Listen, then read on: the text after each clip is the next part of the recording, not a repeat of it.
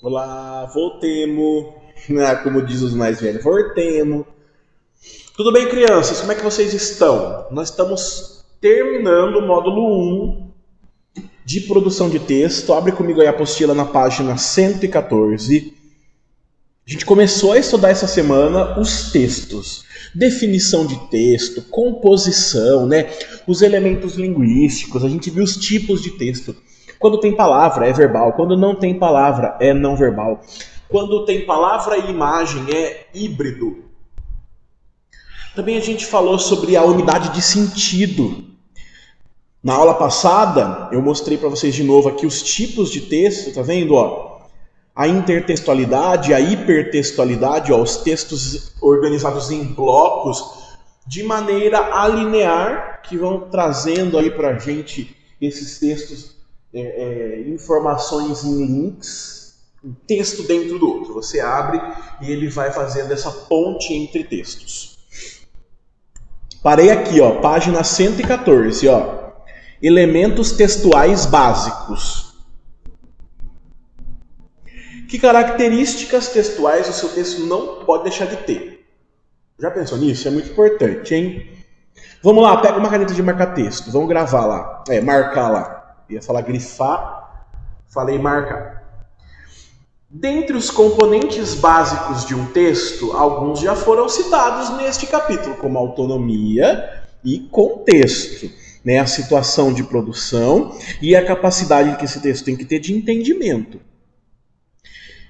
O termo homem passou a ser considerado um texto quando foi contextualizado, porque homem sozinho, palavra, não tem um sentido como texto. Agora, associado a uma imagem na porta do banheiro, a gente já sabe que aquele local deve ser frequentado por homens. Ok? O que deu ao vocábulo a autonomia de que ele precisava para transmitir um sentido, de acordo com a situação em que ele estava inserido. Agora vamos ver outros elementos. O primeiro dele é a coesão. Ó. Trata-se da relação entre vocábulos, expressões, símbolos ou frases que compõem um texto. Então nós estamos falando aqui de uma forma. Eu estava procurando uma palavra melhor do que forma. De uma composição textual coesa. Nós estamos falando de um texto que é interligado entre palavras, vocábulos, expressões, frases, símbolos. O texto todo precisa estar conectado para que com ele o sentido se estabeleça da melhor forma possível. Às vezes você tem várias opiniões, todas misturadas fora de ordem, né, sem ali uma contextualização.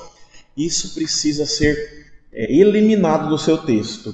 Por isso que a gente aprende referenciação, né, o uso correto de pronomes, pronomes relativos, pronomes demonstrativos, as conjunções. Lembra que você estudou oração coordenada, oração subordinada?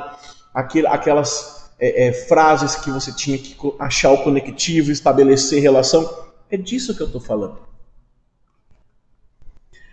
Então a coesão se estabelece por meio de diversos recursos gramaticais, como os exemplos a seguir. Veja.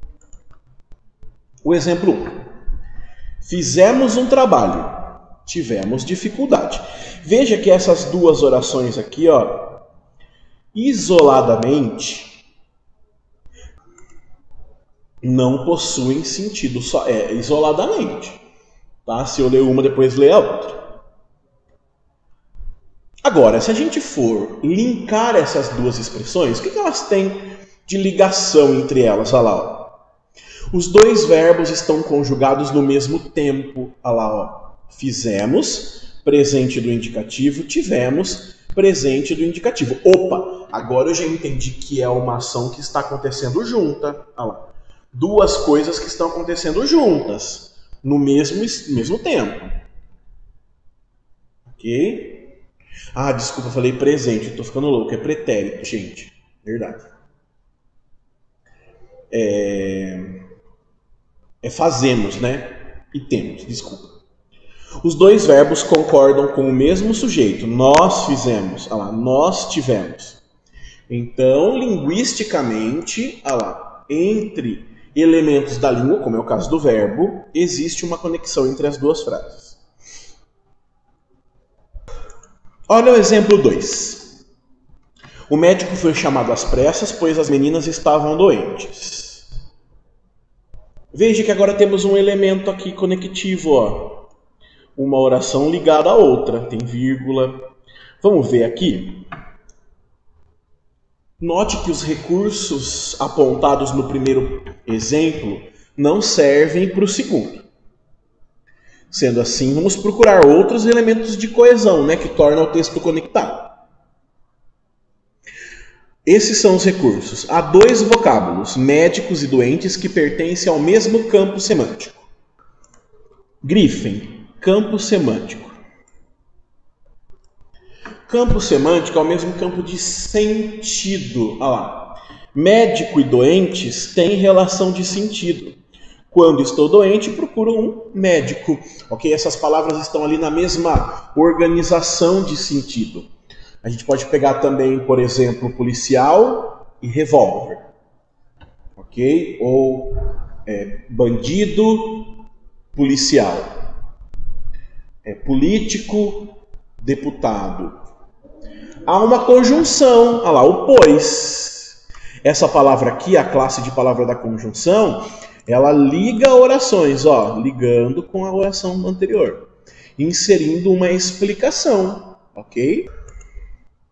Por conseguinte, linguisticamente, existe então uma conexão entre as duas frases. Isso é coesão. Agora vamos ver aqui paratexto. O paratexto são elementos que ajudam o leitor a compreender aquele texto. Legendas, nome do autor, citações, e por aí vai. Dá uma olhada nesse exemplo aqui. Que falta nesta cidade? Verdade. Que mais por sua desonra? Honra. Falta mais que se lhe ponha? Vergonha. A Câmara não acode? Não pode. Pois não tem todo o poder? Não quer. É o que o governo a convence? Não vence. Quem escreveu isso? Tá aqui, Gregório de Matos e Guerra. Vocês vão conhecê-lo no Barroco Brasileiro comigo, lá na metade do ano. Tá em qual livro? Obra poética. Onde foi publicado? Foi publicado em São Paulo pela editora Record. E por aí vai. Então, o que é um paratexto? Elementos paratextuais são aqueles que estão além do texto. Isto é, trata-se de informações que acompanham uma obra. Por exemplo, um título. É comum que um título seja considerado um elemento paratextual. Outro componente são as referências bibliográficas. De onde foi tirado, quem escreveu, quem publicou, que ano foi publicado a primeira edição. Olha lá, 1672. Gente do céu. Vocês viram que longe está esse texto? Então, todos os elementos que estão fora do corpo de texto são paratextos. Então, vamos lá. Página 115. Apenas pelas críticas presentes no corpo do texto seria possível especificar o momento de essa história que se refere? Olha, gente, apenas pelo que está falando sobre a Bahia e do governo, a gente pode entender que é um momento da história conturbada para a formação da colônia. Agora, só com essa crítica é impossível, porque os problemas com a colonização aconteceram durante 400 anos.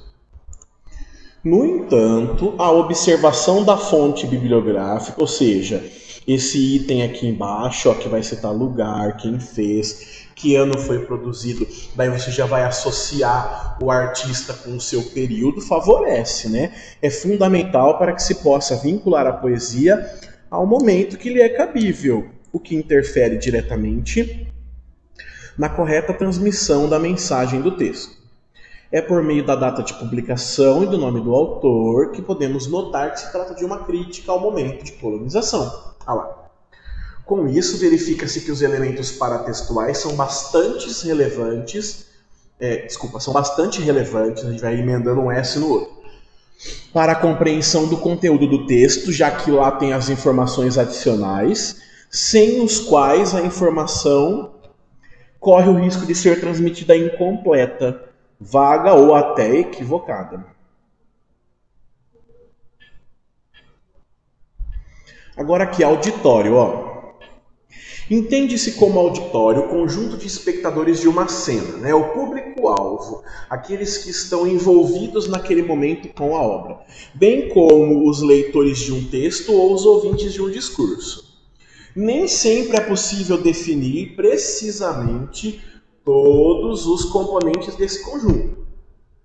No entanto, é necessário ressaltar que o desconhecimento do auditório, ou seja, do público, por meio do emissor e do escritor do texto, né, pode ser crucial para que o texto seja bem ou mal compreendido. Além disso, corre-se o risco de se usar um registro linguístico inadequado à relação entre o emissor e o receptor da mensagem. Vamos lá, veja a frase a seguir, que é um exemplo aí, ó.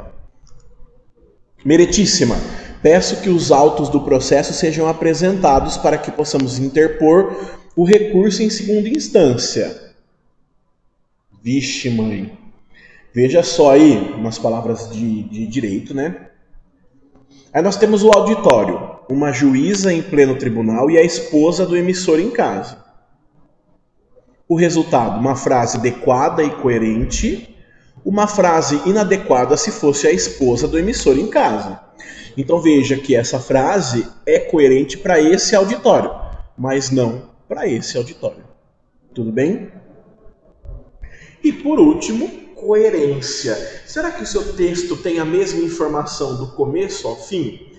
Será que esse texto está organizado de maneira que possa ser compreendido como uma unidade de sentido? As partes do seu texto dialogam entre si? Olha só. É a unidade de sentido resultante de uma lógica, Griffin, estabelecida entre as partes de um texto. Então, os elementos que compõem têm de seguir uma lógica de sentido. Olha o exemplo a seguir. Como a previsão do tempo era de temporal, André comprou um guarda-chuva. Veja, ao ler esse período, a gente nota que existe uma conexão lógica entre ideias, advindo da relação entre previsão de chuva e André comprar um guarda-chuva. Essa lógica de sentido, ou seja, se vai chover eu tenho que ter um guarda-chuva, a gente chama de coerência. Agora, se eu dissesse assim, com previsão de muito sol, André comprou um picolé. Também teria sentido, por causa do calor. Foi só uma brincadeira. Meus amores, vamos fazer exercício agora? Bora comigo. Vamos lá, praticando o aprendizado, página 117. Bora lá. Vamos fazer o texto, o exercício 2 primeiro, ó. Texto para a questão 2. Esse texto é um anúncio publicitário que tem como base aí uma crítica ao uso indiscriminado de açúcar. Como assim, David? Veja aqui, ó, que o desenho do pacote de açúcar, atrelado a uma barriga, olha aqui, volumosa, com um umbigo mostrado aqui, indica que comer muito açúcar causa sobrepeso. E aí, no final do rótulo, mude sua embalagem. Do anúncio, mude sua embalagem. Consuma menos açúcar para ter menos peso. Aí a pergunta é do Enem e diz assim. O texto é uma propaganda de um adoçante que tem o seguinte mote: mude sua embalagem. A estratégia que o autor utiliza para o convencimento do leitor baseia-se no emprego de recursos expressivos, verbais e não verbais, com vistas a: letra A, ridicularizar a forma física do possível cliente do produto anunciado, aconselhando a uma busca de mudanças estéticas. Letra B, enfatizar a tendência da sociedade contemporânea de buscar hábitos alimentares saudáveis, reforçando tal postura. Letra C. Criticar o consumo excessivo de produtos industrializados por parte da população, propondo a redução desse consumo. Letra D. Associar o vocábulo açúcar à imagem do corpo fora de forma, sugerindo a substituição desse produto pelo adoçante. Ou letra E. Relacionar a imagem do saco de açúcar a um corpo humano que não desenvolve atividades físicas, incentivando a prática esportiva. E aí, qual a resposta certa? Leia de novo as alternativas. Associe as alternativas ao produto. Vamos lá. Pensa aí. Pausa o vídeo e vem com a resposta. Bom, você que pausou o vídeo e veio ver a resposta é a letra D de dado. Olha lá, ó. Associar o vocábulo açúcar à imagem do corpo fora de forma, por isso que ele tem o desenho de uma barriga com o umbigo aqui, sugerindo a substituição desse produto pelo adoçante. Mude a sua embalagem, ok? Mude o produto, mude a barriga, resposta certa, letra D de dado. Agora veja aí, questão 3, do Enem também. Página 118. O computador mudou nossa maneira de ler e escrever, e o hipertexto pode ser considerado como um novo espaço de leitura e escrita. Lembra? Texto alinear, cheio de links, que vai conectando textos um no outro. Definido como um conjunto de blocos autônomos de texto apresentado em meio eletrônico, computadorizado e no qual há remissões associando entre si diversos elementos. O hipertexto é a letra A, uma estratégia que, ao possibilitar caminhos totalmente abertos, desfavorece o leitor, ao confundir os conceitos cristalizados na tradição. Letra B, é uma forma artificial de produção da escrita que, ao desviar o foco da leitura, pode ter como consequência o menosprezo da escrita tradicional. Letra C, exige do leitor um maior grau de conhecimentos prévios, por isso deve ser evitado pelos estudantes nas suas pesquisas escolares. Letra D. Facilita a pesquisa, pois proporciona uma informação específica, segura e verdadeira em qualquer site de busca ou blog oferecidos na internet. Ou letra E. Possibilita ao leitor escolher seu próprio percurso de leitura, sem seguir sequência pré-determinada, constituindo-se em atividade mais coletiva e colaborativa. E aí, qual alternativa está correta?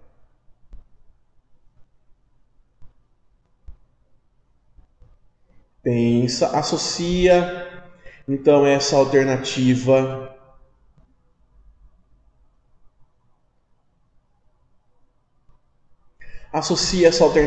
ao seu conceito de hipertexto. E venha comigo com a resposta, que é a letra E. Possibilita ao leitor escolher seu próprio percurso. Os links vão proporcionando essa ideia, né? Sem seguir sequência pré-determinada, constituindo-se em uma atividade mais coletiva e colaborativa. Resposta certa, a letra E. Nós vamos encerrar aqui o módulo 1. Na próxima aula a gente vai fazer o módulo 2 e continuar no estudo do texto. Tá bom? Boa semana para vocês, fiquem bem, até a próxima. Tchau!